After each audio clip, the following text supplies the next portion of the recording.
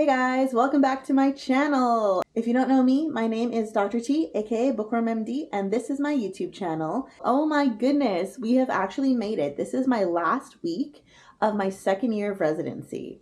But it's gotta end crazy, doesn't it? So I've got a crazy few days ahead of me. It's gonna be super busy, and at the end of it all, I'm officially moving to my new apartment. So I wanted to make a vlog to document the craziness. I'm super excited to be becoming a third year internal medicine resident.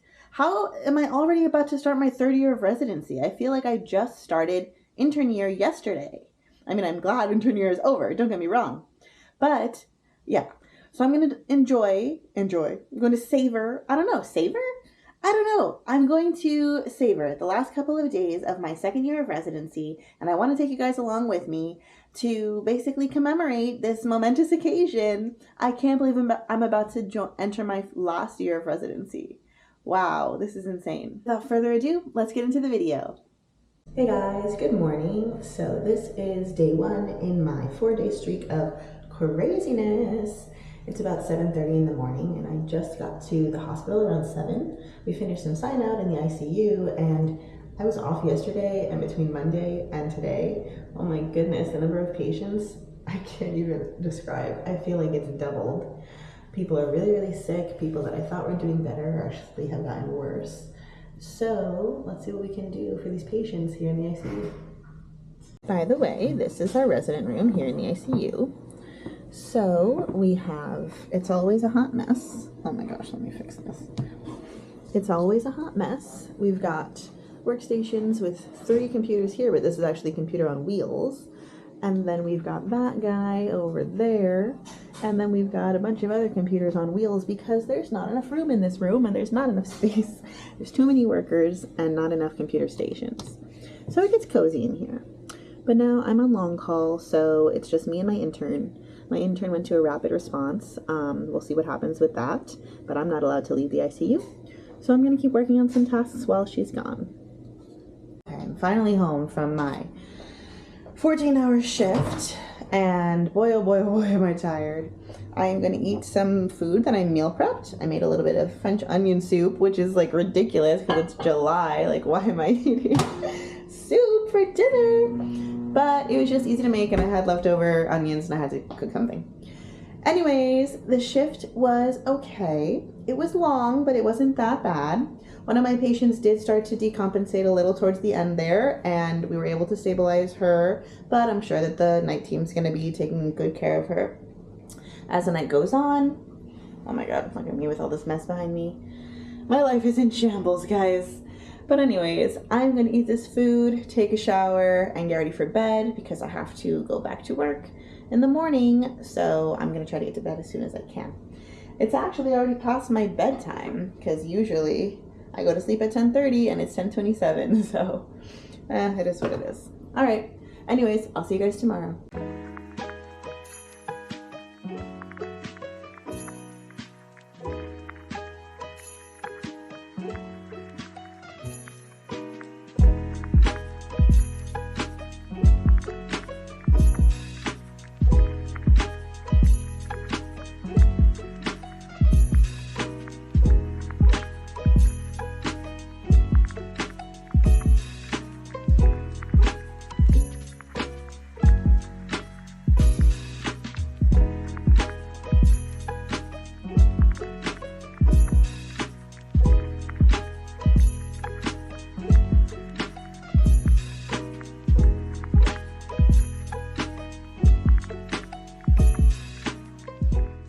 He's in AFib now?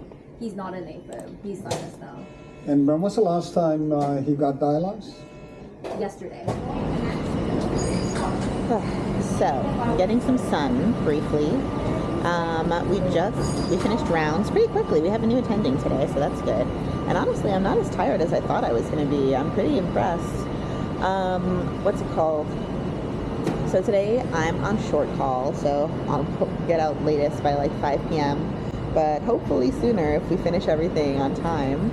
So even though I'm already working in these hospitals, I'm still technically part of my program that doesn't officially close until the end of the month. But today is June 27th, so the, start of my third year is on July 1st. The start of my contract with the new program is on July 1st.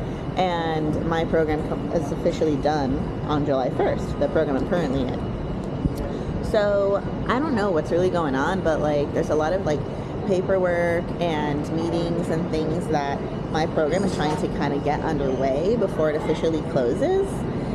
I think it's kind of a moot point, to be honest. And it's like right now, I'm working in the ICU like from Wednesday to Saturday, and then I'm moving out of my apartment on Sunday, and then I can't move into my new apartment until Monday, so which is also the first day of the new like academic year / starting my third year / new rotation.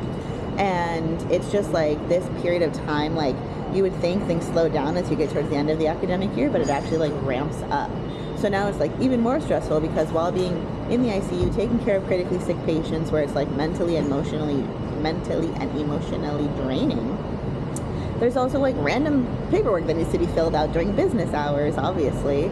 So it's like you gotta do that while also working in the unit. Just feel like there's so many like major stressful things that are going on at the same time, and then being thrown like extra kind of like small tasks in the middle of it, which aren't a big deal in the grand scheme, but any little tiny thing just feels like it's like the straw that's gonna break the camel's back, or like the last straw.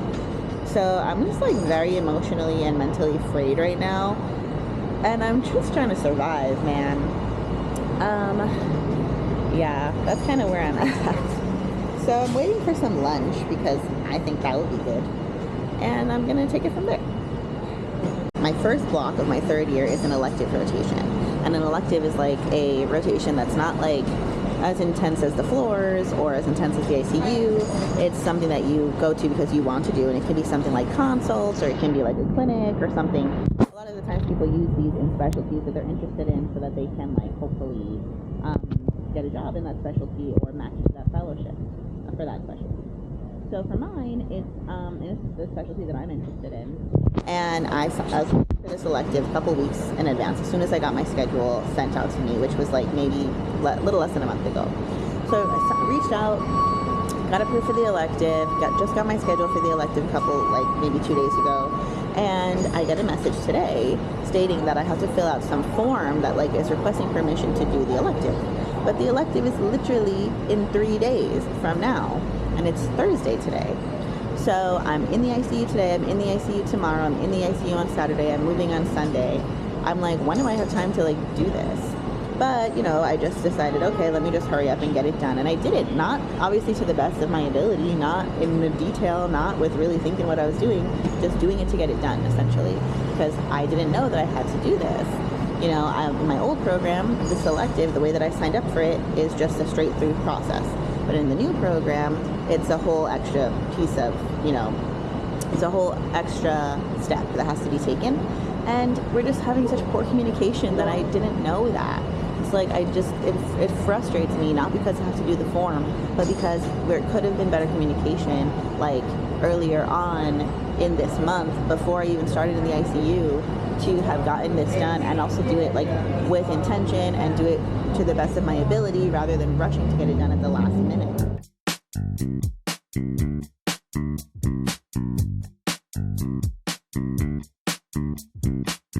I'm home. Oh my gosh, I'm so happy. I got let out early from my shift because thankfully we rounded so fast that we were able to get all our tasks done, and then we were just waiting on like labs and results from consultants, and so the long call team actually let us leave early, and I got home and it's like 2:40. It's almost 3 o'clock. I have so much time to do things for myself. Oh my god, this feels amazing. Seriously, you might think I'm being dramatic, but I'm being so serious right now. What's it called? I don't think my AC is working. That's awkward. It's really hot. So I've realized that I have become the type of person who is like so contrarian. Like, how when you have a kid and people say like these terrible twos because like that's when they learn to say like no, and that's when they say like what, like ask why all the time. I'm like that. I feel like I'm always asking why, and I don't just let things rock. And I think it's part of my training, low key, because like I feel like I go through, or we've gone through so much time throughout college and med school and even like first couple of years of residency where you're just like taught like to not ask any questions, just follow the rules. You do your, studying, you do your tests, you go to your classes, you go to your rotations, whatever you're attending asks you to do, you do, and you don't ask a single question. But then there becomes a shift where you get challenged to start asking why. Why is this patient presenting with this? Okay, this patient has this lab. Why? What is the cause of this situation? And so since my brain is always thinking why, it's like seeping into all the other aspects of my life. And I think that's kind of funny, but I feel like it's probably exhausting for other people sometimes. So sometimes I have to like practice like biting my tongue and just being like, oh, okay, and not say anything else. Also, like whenever there's a problem in my life, like not just in residency or in the hospital, but like in regular life, I'm always wanting to know like why. I'm like want to get down to the root cause of the problem, because we're taught to treat the underlying cause, not the symptoms. So yeah, that's just a little interesting tidbit that I thought of today because somebody posted something in our residency chat and I almost started like typing and being like, making some commentary or asking some questions, and I was like, nope, I need to shut up. I need to just mind my own business. I'm out of the hospital and I am not answering that. So anyways, I'm going to change out of these scrubs and I am going to enjoy this day.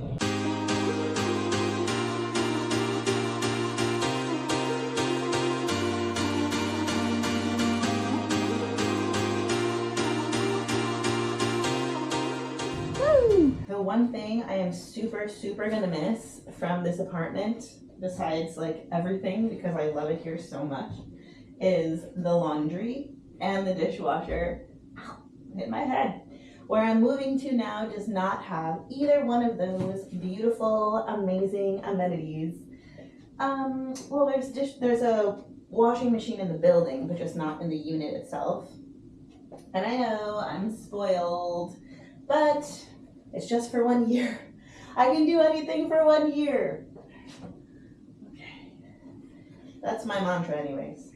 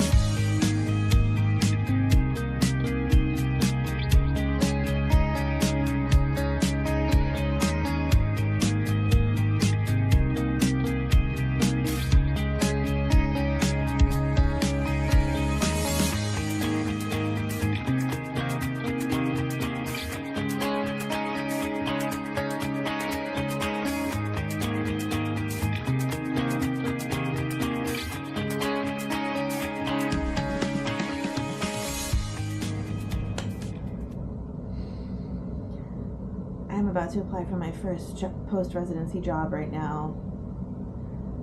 Oh my gosh, I have been pushing this off for so long because I've been afraid, but I've also not been pushing it off for so long because I'm a year early. But I'm about to apply for my first post-residency job right now. Let's see what happens. I'm about to hit send to this application.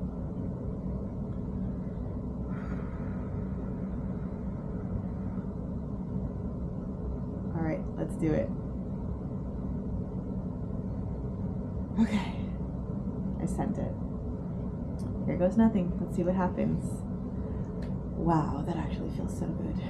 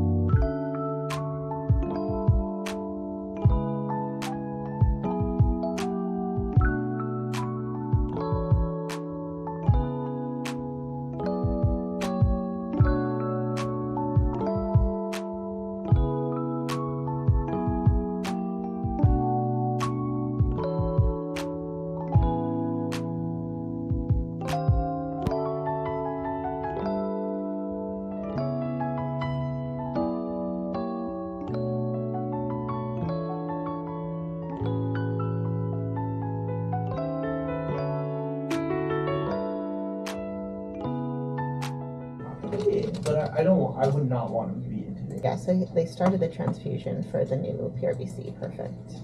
All right, I need to call radiology for that. All right. Hey, peeps.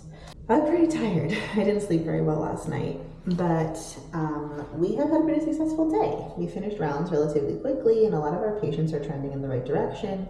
But part of what we're dealing with is trying to have some realistic conversations with some of the family members for patients who are not really trending in the right direction, and trying to help them make decisions that are in the patient's, like that would be in the patient's goals, or what the patient would have wanted for themselves if they were able to tell us.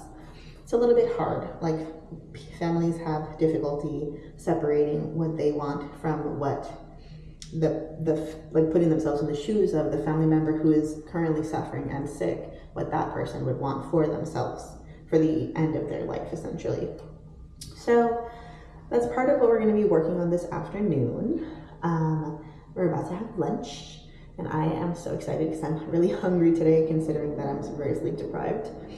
But yeah, let's hope that this shift goes smoothly.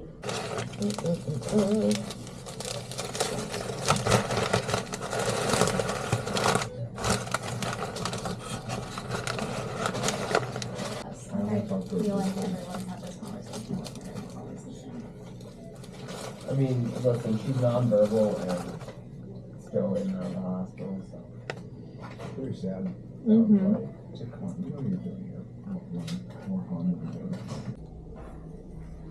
Okay, so it's the afternoon now, and I just had a conversation on the phone with a patient's family member, basically trying to tell them how her family member is very, very sick, and we're doing everything we can to like basically sustain the family member's life, but there isn't really a cure for the underlying issues that are causing a bunch of the things that we're treating. Like, for example, bleeding, needing transfusions, needing like pressors to keep the blood pressure up, needing intubation to help with breathing. Like, none of those measures that we're giving are curative for the actual thing that's causing the patient to have to be here in the hospital and be in the ICU. And they're just very, very sick. And we don't really have great options for what we can do to basically cure this person, or to allow them to continue to to return to a meaningful functional status of life. And it becomes difficult because it's not really our job to talk about if a person has a meaningful functional status or not. Like, that's not our decision. Our job is to help sustain life for as long as life can be sustained. For the most part, like, there are some people that we can like acutely fix them up, tee them up, and then they'll go and have like a long life, maybe years of life, but they'll be like intubated and like have a peg tube to feed them, and they won't be able to like walk or talk or eat or like interact with people, but they'll be alive for a long period of time. And then there's people that are like really sick, and without acute interventions, they will like die, right? Like, without continuous acute interventions. So we get to this place where it's like, we can't stop giving acute interventions to someone who's going to die without them. But we don't believe that we're ever going to get to a spot where they're going to be stable enough to not require acute interventions anymore. So then the question becomes, when do we stop? So that's a conversation I was trying to like initiate with the family for this patient. But, you know, I don't think that they were necessarily really ready to like think in that way. And it is a kind of complex thought process. So it was tough. And, you know, it's something that's going to take multiple conversations. And of course, like, we're going to follow whatever the family believes is right for the patient and their loved one, because they know them better than I do. But it's hard when you sit in the background and you kind of know, like, this is only a band-aid solution, and there's no like actual solution to the underlying problem. So yeah, anyways, we also got a new admission, so we're working on that, and hopefully the rest of the shift goes smoothly. So I'm finally home from work, and I can honestly say that shift took a turn for the worst. But I learned so much. And now I'm officially a third year. Second year is officially over. Oh my gosh, I feel like I'm screaming, but I'm just like, wow, second year is over. I'm a third year resident. I'm in my last year of residency, people. And now it's time to celebrate.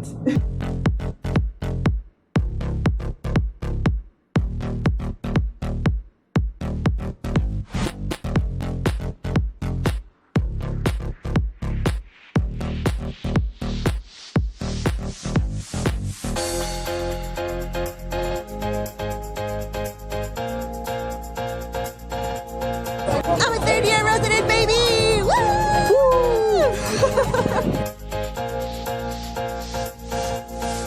Work it.